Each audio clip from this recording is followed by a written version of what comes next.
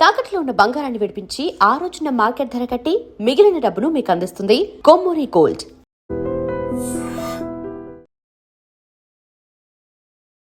గత 3 గంటల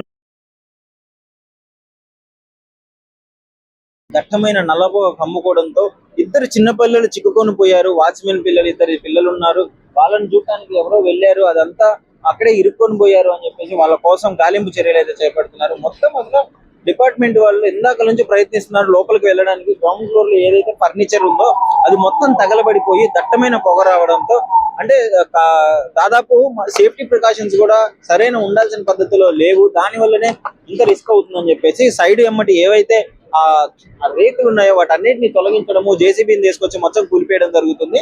ఇటు పక్క నుంచి కింద గ్రౌండ్ ఫ్లోర్ నుంచి కూడా వెళ్ళడం జరుగుతుంది. మొత్తం ప్రయత్నిస్తున్నారు. ఇక్కడ మీరు చూస్తున్నారు కదా రోబోని.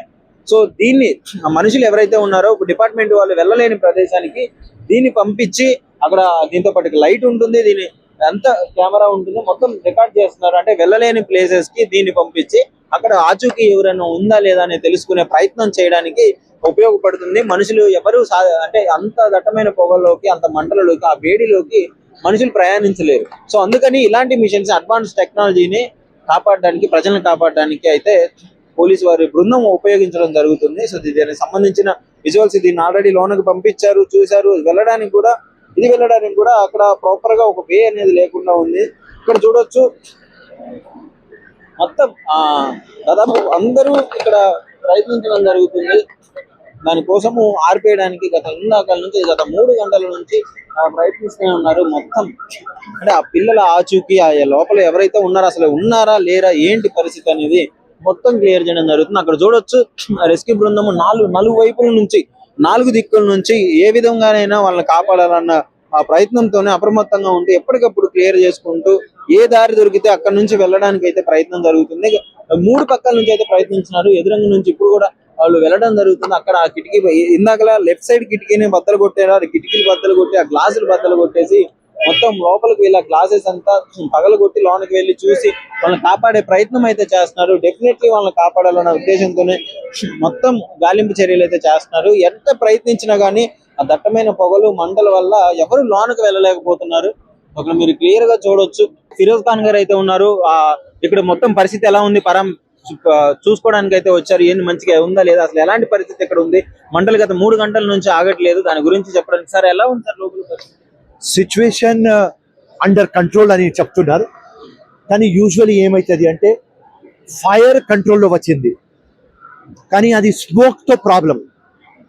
సో మేము ఫింగర్స్ క్రాస్ పెడుతున్నాం, చాలా ఆప్టమిస్టిక్గా ఉన్నాం. ఫైర్ ఫైటర్స్ కానీ, అడ్మినిస్ట్రేషన్ కానీ, పోలీస్ కానీ, కమిషనర్ కానీ, డీజీ కానీ, కలెక్టర్ కానీ, ఆల్ పొలిటికల్ పార్టీస్ అందరు కలెక్టివ్ ఎఫర్ట్స్తో ఆ ఇన్నోసెన్స్ లైఫ్కి ఎట్లా సేఫ్ చేయాలి అని టోటల్ ప్రయత్నం నడుస్తుంది. ఎంతమంది ఉన్నట్టు తెలుస్తుంది సార్ లోపల? మా ఇన్ఫర్మేషన్ ప్రకారం దే ఆర్ మోర్ దెన్ 6. అక్కడ వాచ్మెన్ ఫ్యామిలీ ఉన్నది అని రిపోర్ట్ ఉన్నది.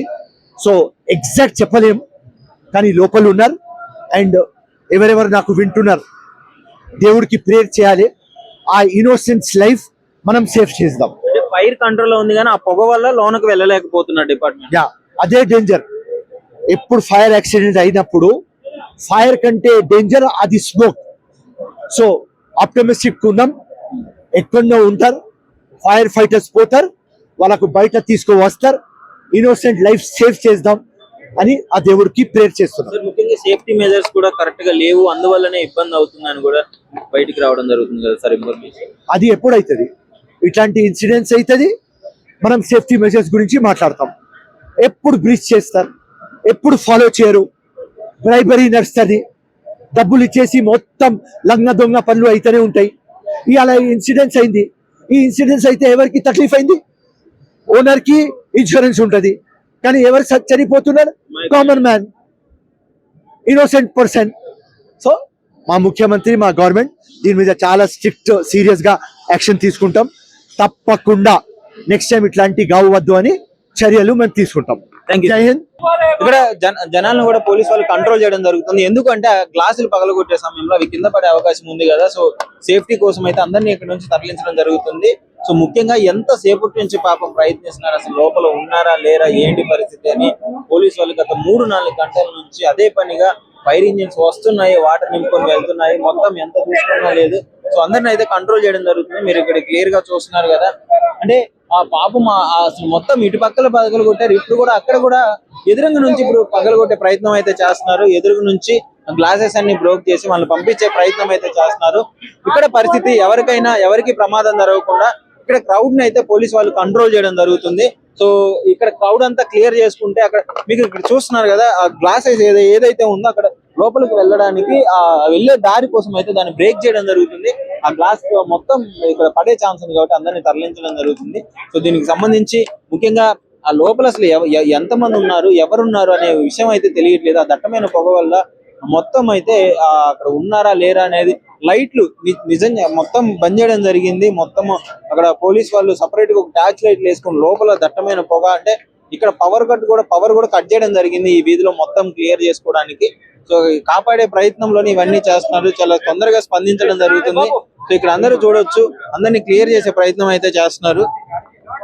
చాలా ఉత్కంఠభరితంగా అయితే పరిస్థితి ఉంది. అందరూ దాదాపు అన్ని డిపార్ట్మెంట్ వాళ్ళందరూ వచ్చి ఇక్కడ పబ్లిక్ కోసం కాపాడడానికి అయితే వెయిట్ చేస్తున్నారు.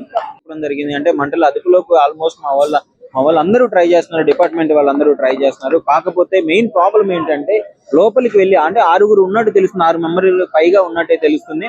వాళ్ళని కాపాడాలంటే దట్టమైన పొగలోకి వెళ్ళలేకపోతున్నాము. సో ఇంకో 1 అవర్ లోపు మేము ఖచ్చితంగా వాళ్ళని మొత్తం హ్యాండ్ ఓవర్ చేసుకుని సిచ్యువేషన్ హ్యాండ్ ఓవర్ చేసుకుని వాళ్ళని కాపాడే ప్రయత్నం చేస్తామని అయితే చెప్పడం జరుగుతుంది.